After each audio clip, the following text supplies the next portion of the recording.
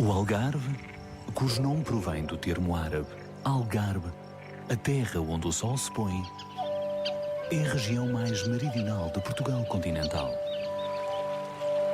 Dos seus quase 500 mil hectares, 3,7% pertencem ao Parque Natural da Ria Formosa, situado na costa sul atlântica.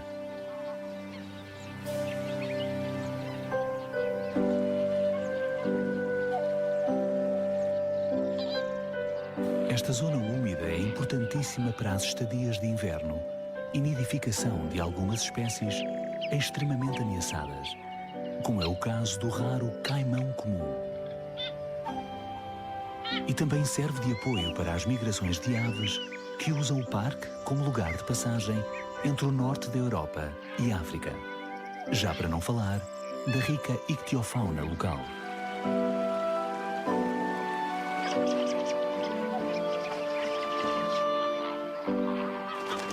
A Ria Formosa é um mítico oásis de refúgio para o flamingo, um colosso alado que ultrapassa 1,5 metro de envergadura, com as asas abertas.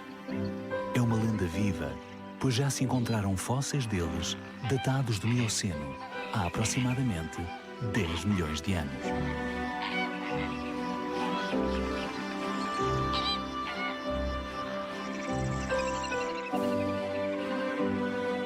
Este proverbial enclave algarvio, catalogado de interesse internacional, é um enorme labirinto de água com uma mágica diversidade biológica.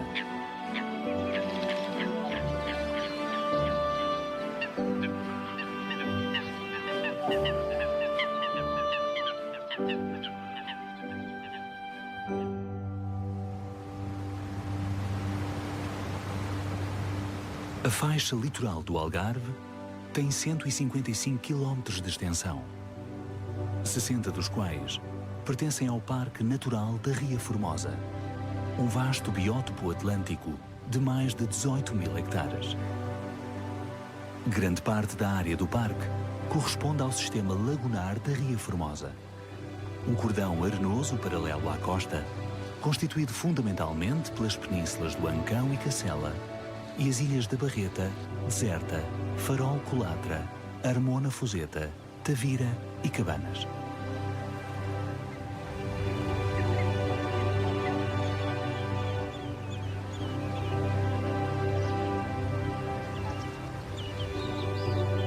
Ao amanhecer, os bandos madrugadores dos anatídeos rasgam o céu. Em terra, o flamingo desloca-se com o seu andar parcimonioso. É uma ave selvagem emblemática que, apesar de não nidificar em Portugal, reside erraticamente durante todo o ano nas principais zonas úmidas do país.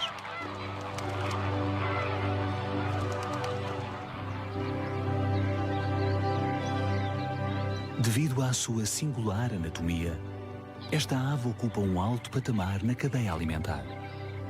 Os seus membros compridos e o pescoço flexível permitem explorar as zonas lagunares mais profundas, onde outras espécies mais pequenas de aves limícolas não lhe podem fazer concorrência. E graças às suas patas palmadas, como a dos patos, deslogam-se pela água com grande habilidade.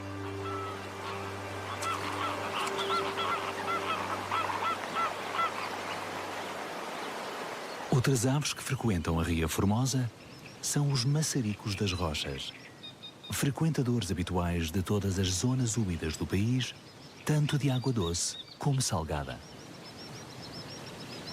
Apesar de serem 8 vezes mais pequenos que os flamingos e a sua envergadura não ultrapassar os 50 centímetros, competem com os flamingos no saque aos cursos de água para consumir todo o tipo de invertebrados aquáticos.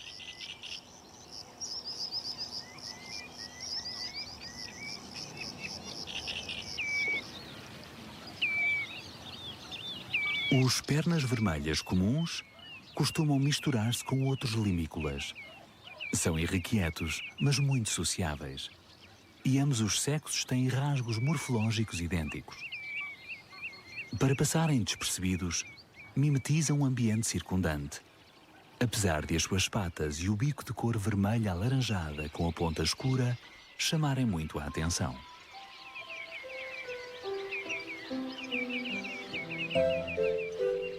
A sua forma de se alimentar é muito característica. Seguem a linha da margem sempre ao mesmo ritmo, debicando no limo, tanto à superfície como espetando os seus afiados estiletes a pouca profundidade. Caminham ao longo de zonas baixas e, aparentemente, detectam as suas presas através da visão. Mas, por vezes, metem o bico entreaberto na água, pelo que parece que também o tato tem a sua influência na busca de uma refeição.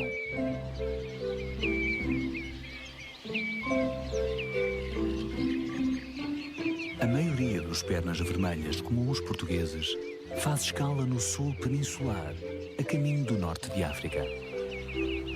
Formam pequenos bandos de 30 exemplares que frequentemente partilham o território com uma pequena ave gruiforme do tamanho de um pato, o galeirão comum.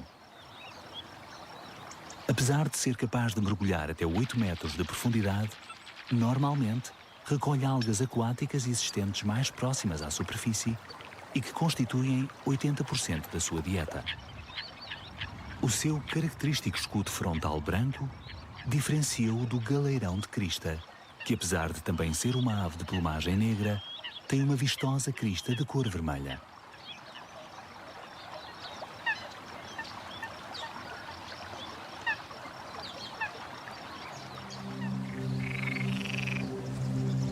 A relação entre o homem e a rosa do lago, o flamingo, sempre foi muito próxima.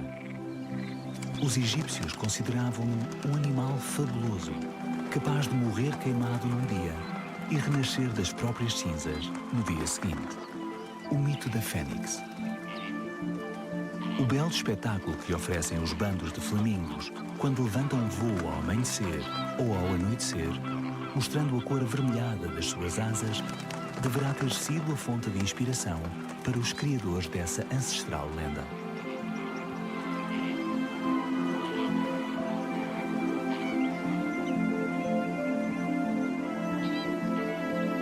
Em voo, mantém os membros direitos e estendidos para trás e o pescoço bem estirado.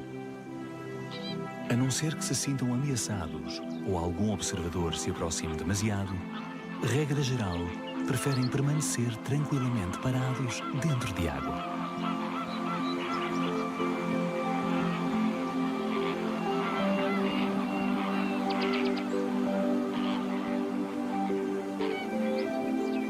Sem quaisquer dúvidas, o bico denuncia o alfaiate.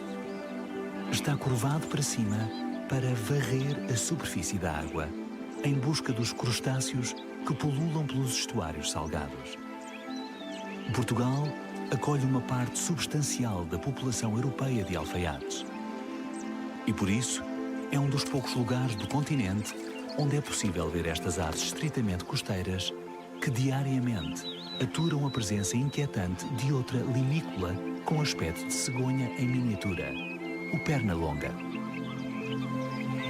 Tal como os flamingos e os alfaiates, que nidificam no sotavento algarvio, é possível observar durante todo o ano os pernalongas a exibirem os seus compridos membros cor-de-rosa e o bico pontiagudo preto nas salinas, charcos e lagoas litorais.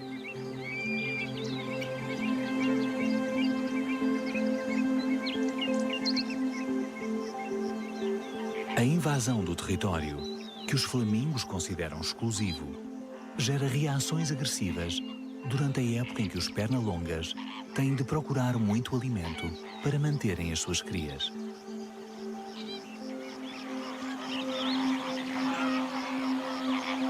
O principal alimento dos flamingos chama-se Artemia salina, um crustáceo que pode permanecer em estado larvar durante 10 anos, mesmo sem água e oxigênio e a temperaturas abaixo do ponto de congelação.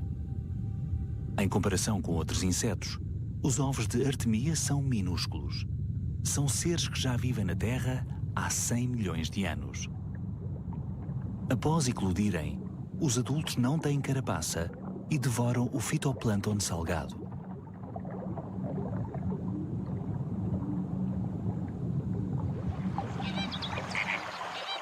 Para se alimentarem, os flamingos submergem o bico na água. As matérias nutritivas ficam retidas nas lamelas e, com a sua língua carnuda e muito sensível, expelem a água e a areia. É uma apurada e insuperável técnica de filtragem.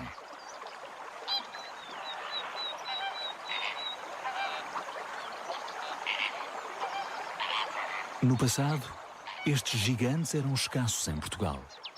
Mas desde 1980, a sua presença começou a aumentar, até ao ponto de atualmente serem vulgares as concentrações de centenas de exemplares de Phoenicopterus roseus, o belo flamingo. Ao longo da sua história evolutiva, especializou-se na colonização de ecossistemas de água salobra, onde abundam igualmente as amêijoas, também elas especialistas na nutrição por filtragem.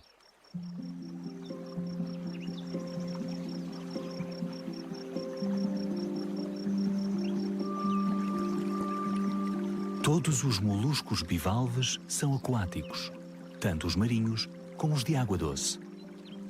Existem cerca de 13.000 espécies em todo o mundo e podem encontrar-se desde os limites superiores da praia-mar até aos fundos marinhos. Quando a maré baixa, os que vivem na Ria Formosa enterram-se para se protegerem, entreabrem as conchas e filtram a seu bel prazer pequenas quantidades de água, das quais extraem o alimento necessário para sobreviverem.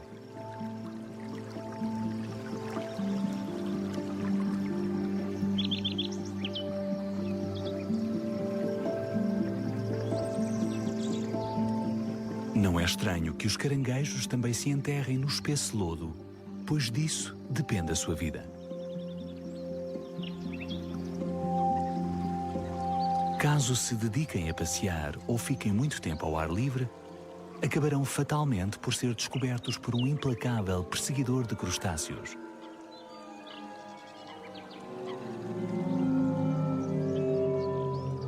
A rola do mar é uma ave de membros curtos e alaranjados que, apesar de deambular prioritariamente pelos recifes rochosos do litoral português, frequenta as salinas e os estuários dos rios para obter suculentos troféus.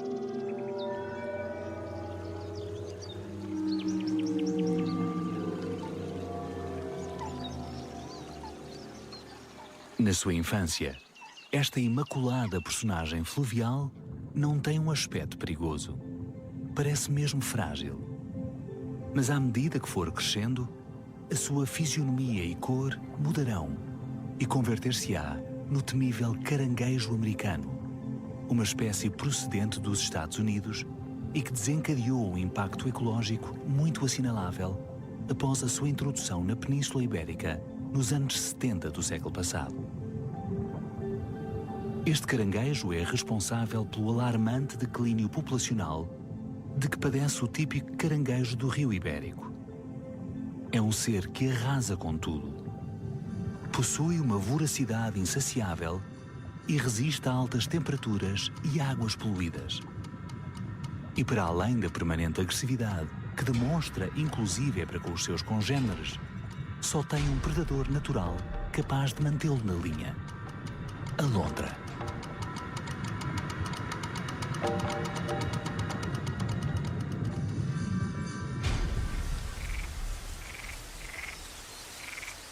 A nível da herpetologia, a ciência que estuda os répteis e os anfíbios, a Ria Formosa é um dos ecossistemas mais relevantes de Portugal. Existe no parque um grande número de espécies endémicas da Península Ibérica e da Europa, como os cágados mediterrâneos. São cágados que vivem em braços de água doce. São carnívoros, embora também se alimentem de matéria vegetal e só saem da água para apanhar sol.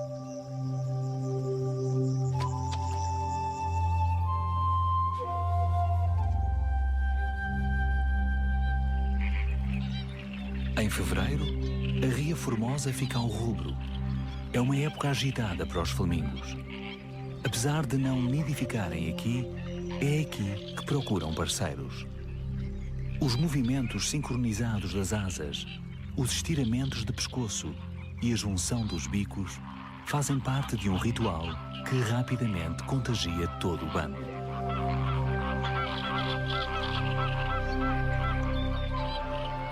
Repentinamente, o mundo tranquilo dos flamingos torna-se mais agitado. Todos os machos correm desenfreadamente atrás das fêmeas, com as que manterão um vínculo monogâmico que pode durar mais do que uma época de acasalamento. Os machos, muito maiores, executam repetidas investidas e acasalam com as fêmeas com uma perícia de equilibrista.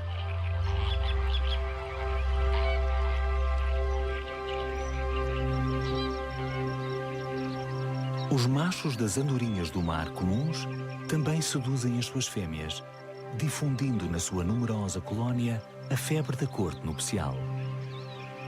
Estas aves de corpo branco, asas cinzento claro e fronte negra atingem a maturidade sexual antes de cumprirem 4 anos.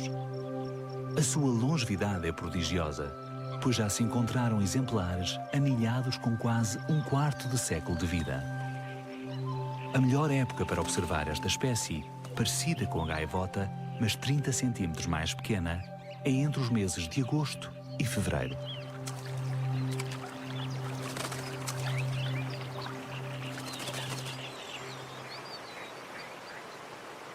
Por muito recôndito que seja o lugar onde se encontre, identificar a galinha d'água não levanta quaisquer dúvidas. Possui um escudo frontal vermelho e o bico também é da mesma cor, à exceção da ponta que é amarela. Para além disso, o balançar constante da cauda faz com que esta nadadora nata, parente do galeirão comum, seja inconfundível em todas as esplêndidas zonas úmidas do Portugal selvagem.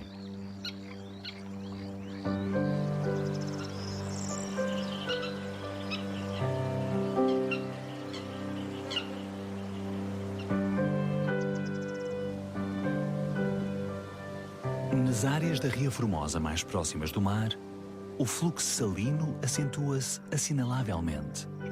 Aqui, o vai-vem das marés facilita a livre circulação das tainhas.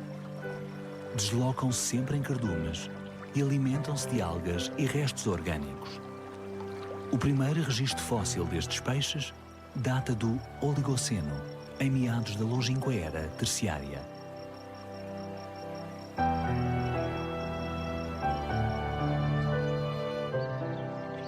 É o símbolo do Parque Natural da Ria Formosa e só vive e se reproduz no Algarve e em algumas zonas do Alentejo. É o caimão comum, uma ave tímida que há cerca de 20 anos esteve quase a desaparecer de Portugal. Atualmente, e graças ao louvável trabalho de conservação do parque, é uma ave fácil de ver em certas áreas do sul do país.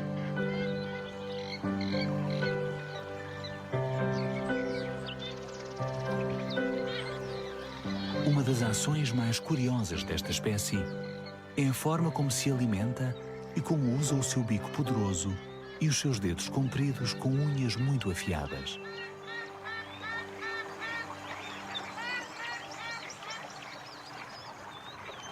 Os caimões comuns deambulam pelo canavial e, quando veem um tal do seu agrado, agarram-no com uma das patas, preferencialmente a direita.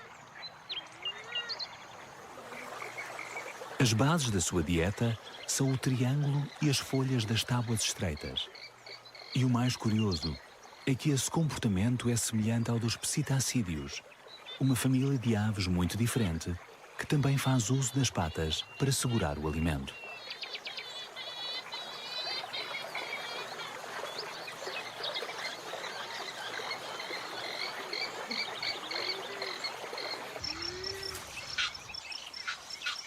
Os galeirões de crista também andam pelo denso juncal. Os casais estão muito ocupados, pois chegou o momento de construir os ninhos. Os machos reúnem os materiais e as fêmeas entrelaçam as folhas secas dos juncos sobre uma superfície geralmente flutuante.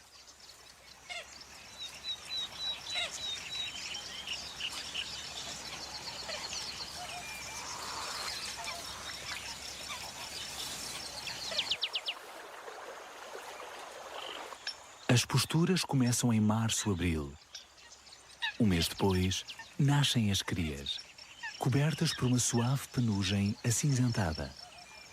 As crias permanecem no ninho 3 ou 4 dias. Depois, lançam-se destemidamente à aventura e para o seu primeiro contacto com a água. A progenitora vigia-as de muito perto e, com o seu exemplo, ensina-lhes como devem obter o sustento vegetal.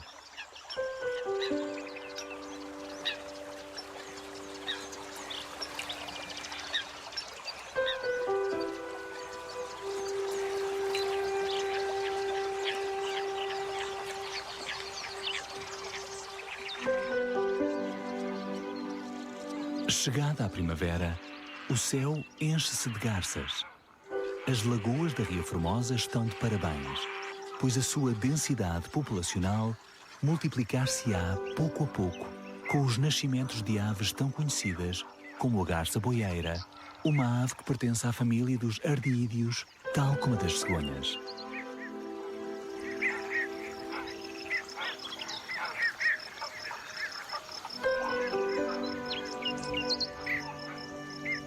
Em breve chegará a vez deste papa-ratos. Talvez até já tenha prole em algum lugar, e seja por isso que se esmera tanto no que melhor sabe fazer: perseguir presas, mimetizando a vegetação palustre.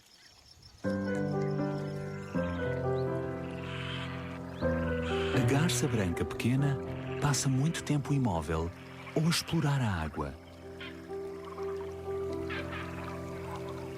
sempre com o seu comprido bico negro alerta para caçar peixes, rãs e pequenos crustáceos. Em voo, tem a silhueta típica das garças, cabeça entre os ombros e patas estendidas para trás. O colhereiro deve o seu nome à forma do bico, espatulado na ponta e com funções táteis. Contrariamente ao que se crê, este apêndice de 25 centímetros não filtra a água nem o lodo. Usa-o apenas para detectar as presas antes de capturá-las.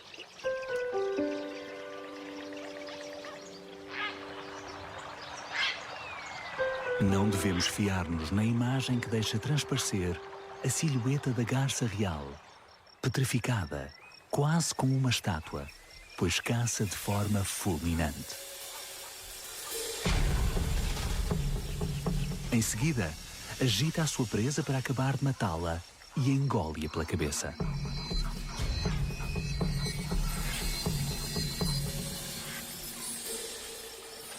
Como antigamente se dizia que as suas patas exudavam um óleo de odor forte que atraía os peixes, os pescadores untavam os seus iscos com a gordura deste gigante cinzento para obterem boas pescarias. Diversidade biológica, paz ambiental e harmonia entre espécies são os traços essenciais que definem o microcosmos ímpar das zonas úmidas algarvias. Um mundo rico, abundante e dinâmico, no qual sistematicamente se manifesta a versão mais impoluta e verdadeira do ambiente natural português.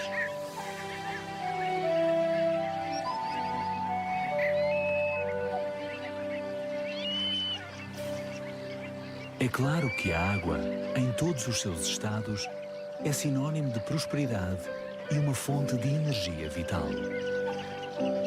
Mas talvez seja aqui no sul do país, na Ria Formosa e em todos os seus ricos arredores, que a vida cotidiana de muitos animais fantásticos ganha vigor e adquire uma grandeza inigualável.